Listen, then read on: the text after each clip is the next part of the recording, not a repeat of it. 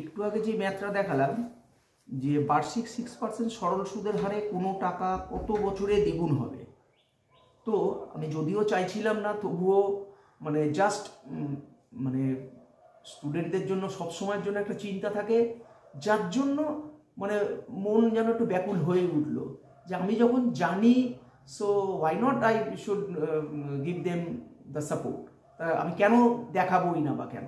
তো যাই হোক, যার কারণে আমি বলছি, যারা নাকি কম্পিটিটিভ এক্সামে বসো তোমরা, এবং ম্যাথসের যে সমস্ত ছোটোখাটো যে টেকনিক্সগুলো আছে বা টিপসগুলো আছে, যে ছোটোখাটো how to solve a problem within a seconds, কীভাবে খুব কম সময়ের মধ্যে সলভ করা যায়, তাদের জন্য জাস্ট একটু দেখাচ্ছি আমি। আচ্ছা, এটাই যদি ধরো সাপোজ এই ম্যাথটাই যদি ধরো কম্পিটিটিভে এসছে, কীরকম এসছে, কোশ্চেনটা সেম, কিন্তু সেম কোশ্চেন, কোনো আলাদা কিছু নয়, but you have to do within সেকেন্ডসের মধ্যে করতে হবে। তাহলে কীভাবে করবে, how do you solve your problems?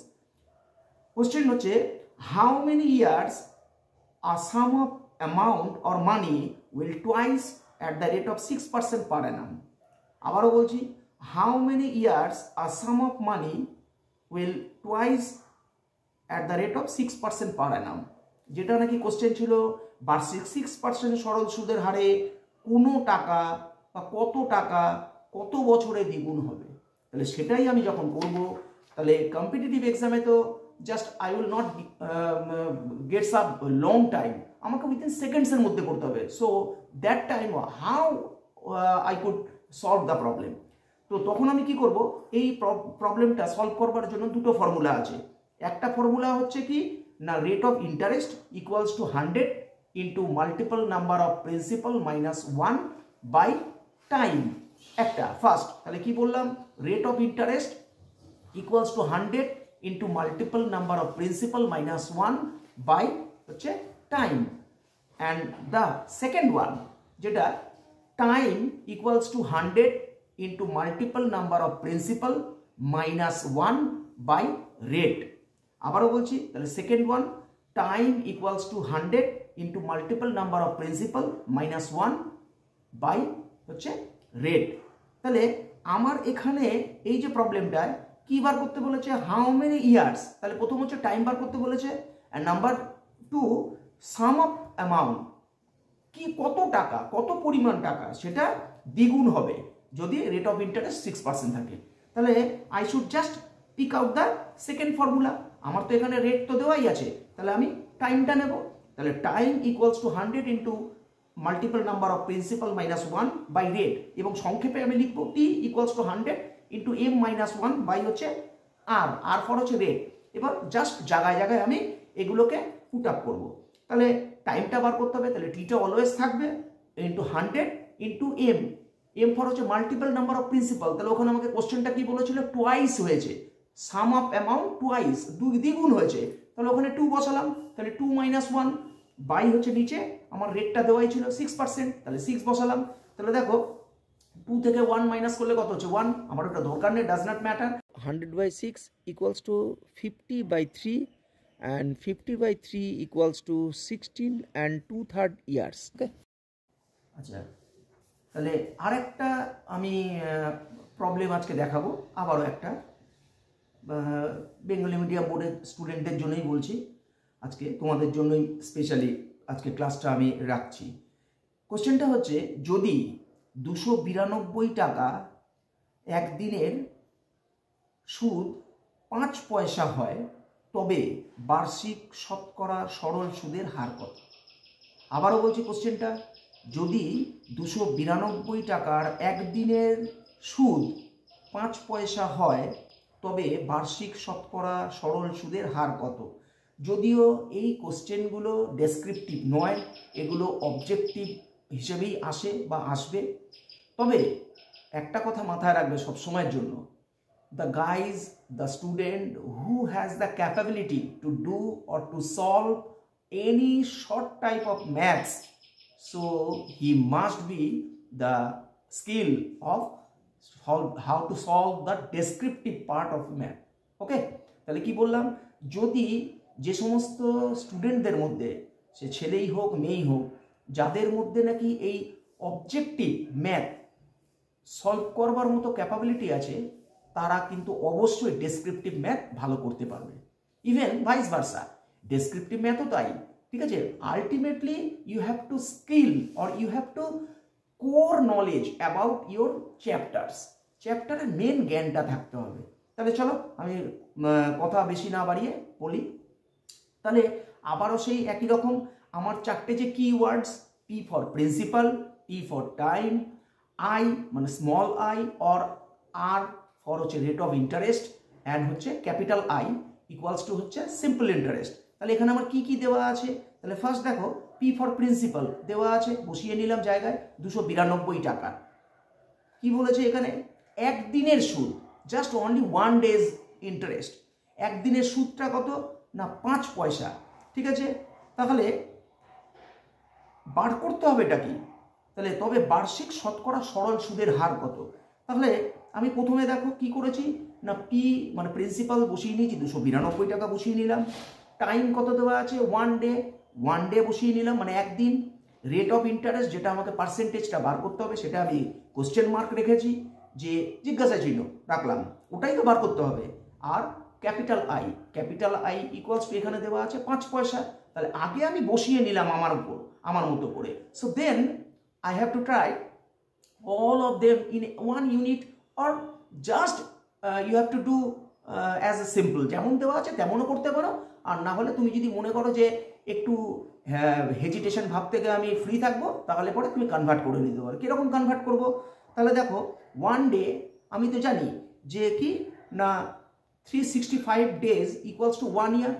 তাহলে পরে 365 দিন ইকুয়ালস টু যদি 1 ইয়ার হয়, তাহলে 1 ডে ইকুয়ালস টু 1/365। এটাকে আমি একটা কনভার্ট করে নিলাম, তাহলে এটা আমার ইয়ারে চলে এলো, ডেটা এখন একদিনটা চলে এলো 1/365 ইয়ার্স হয়ে গেল। অ্যাজ সেম আমি কি জানি না, পয়সা আর টাকার রিলেশনটা জানি যে 100 পয়সা ইকুয়ালস টু 1 রুপি, তাই তো 100 পয়সা ইকুয়ালস টু 1 রুপি। তাহলে আমি এখানে ইন্টারেস্ট হিসেবে কত পেয়েছি 5 পয়সা। সো লেট মি ট্রান্সফার 5 পয়সা equals to 5/100 and 5/100 equals to 1/20. So this is now টাকা, এটা কিন্তু এখন রুপি, 1/20 রুপি। এবার just I put them as per their keywords। তাহলে ক্যাপিটাল আই আমি বসিয়ে দিই, ক্যাপিটাল আই কত না এখন আমার যেটা 1/20 রুপি বসিয়ে দিলাম। পি ফর প্রিন্সিপাল আমার দেওয়াই ছিল 292 টাকা বসিয়ে দিলাম। আচ্ছা তোমার টাইম কত দেওয়া ছিল, যেটা 1 ডে, এখন আমি কনভার্ট করে নিয়েছি 1/365 বসিয়ে নিলাম। আর আমার বার করবার যেটা ছিল সেটা হচ্ছে কি না তোমার হচ্ছে রেট অফ ইন্টারেস্ট বার করবার ছিল। তাহলে আরটা আমি আর রেখে দিলাম, যারা নাকি ওই PTI/100 আই ধরে করছো মানে স্মল আই, তাহলে আই রাখতে পারো, ওকে। আর বাই নিচে অ্যাজ ইউজুয়াল যেমন ফর্মুলা ওয়াইজ 100 আসে, তাহলে 100। তাহলে আলটিমেট আমার কি দাঁড়ালো না, I equals two PTR/100 equals to দাঁড়ালো 1/20 ইকুয়ালস টু 292 ইন্টু 1 ইন্টু আর, নিচে হচ্ছে 100 বাই হচ্ছে 365। এবার আমি কাট করব। তাহলে প্রথমে দেখো 20 আর 100 কাট করলাম, তাহলে 20 5 0 হচ্ছে 100 কাট হয়ে গেল। তাহলে আমার নিচে এখন রয়ে গেল হচ্ছে কি না 5 ইন্টু 365, ঠিক আছে, এটা রাইট হ্যান্ড সাইডে বলছি। আর উপরে আমার কি আছে 292 ইন্টু 100, 292 ইন্টু 1 ইন্টু আর, আর এদিকে লেফট হ্যান্ড সাইডে আছে 1, ক্রস মাল্টিপ্লাই করব। তাহলে ক্রস মাল্টিপ্লাই একবারেই করে নিলাম, কিন্তু আমি তাদেরকেও বলবো যখন নাকি বড় সংখ্যা আসবে তখন কিন্তু চট করে মাল্টিপ্লাইটা পুরো করে একটা রাউন্ড অফে রাখার দরকার নেই। Always keep it a very small form, ছোট ছোট ফর্মে রাখার চেষ্টা করবে। লাইক হেয়ার এখানে দেখো কিরকম দেখিয়েছে 5 into 365। Now I have to multiply 5 into 365 equals to 1825, 1825 আমি করে নিলাম। But always don't do this, এটা করবে না। অলওয়েজ তোমরা কি রাখবে, সিম্পল যেমন আছে সিম্পল রাখবে। আমি তাহলে এখানে কেন করে নিলাম, বিকজ আই নো দ্যাট, ঠিক আছে, 292 আর এই যে 365 বা 5, এটাকে কিন্তু কোনো রকমের কাট করা যাবে না, ঠিক আছে। এদের মধ্যে কোনো রকমের কমন ফ্র্যাকশন নেই, কমন ফ্যাক্টরাইজ নেই, যার জন্য এটা করা যাবে না। যার জন্য আমি কি করলাম, একবারে বড় করে মাল্টিপ্লাই করেই নিয়েছি, ওকে। তাহলে পরে আমার কি দাঁড়ালো না আর ইকুয়ালস টু, এখন দাঁড়ালো যেটা ক্রস মাল্টিপ্লাই করলাম, তাহলে আর ইকুয়ালস টু 5 ইন্টু 365 বাই হচ্ছে 292। এবার 5 ইন্টু 365 মাল্টিপ্লাই করলে আমি বলেই দিলাম আগে 1825 হচ্ছে। এবার 1825কে আমি 292 দিয়ে ডিভিশন করব। তাহলে 292 দিয়ে ডিভিশন করলে পরে 6 292 হচ্ছে 1752, 1752। ওখান থেকে সাবট্রাকশন করলাম, করে দাঁড়ালো হচ্ছে 6 and 73/292।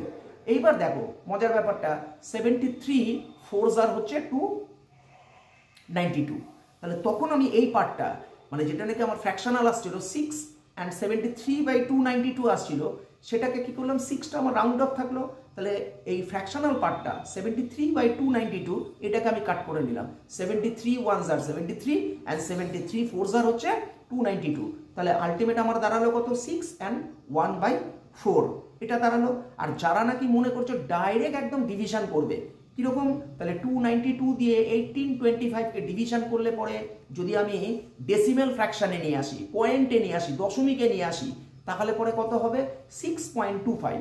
এখানেও কিন্তু সেই একই জিনিস করব আমি, 6.25, 6টাকে রাউন্ড অফ রাখলাম, 0.25 আছে, পয়েন্টটা তুলে দাও, তাহলে 25/100, 25 1 25 অ্যান্ড নিচে হচ্ছে 100, তাহলে 25 4 হচ্ছে 100। তাহলে সেই কিন্তু আলটিমেট কি দাঁড়ালো 6 and 1/4, দ্যাটস অল।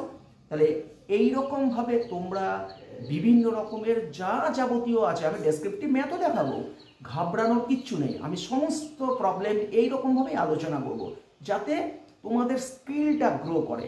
আমি যদি স্টেপ বাই স্টেপ সব ম্যাথ করিয়ে দিই তাতে কিন্তু কিছু হবে না। একটা কি হবে না, জাস্ট এটা একটা সলভেশন, একটা কোশ্চেন ব্যাংক সলভ পেপার হবে ultimate, but you do not have any skills grow up. তোমাদের কিন্তু কোনো স্কিল তৈরি হবে না।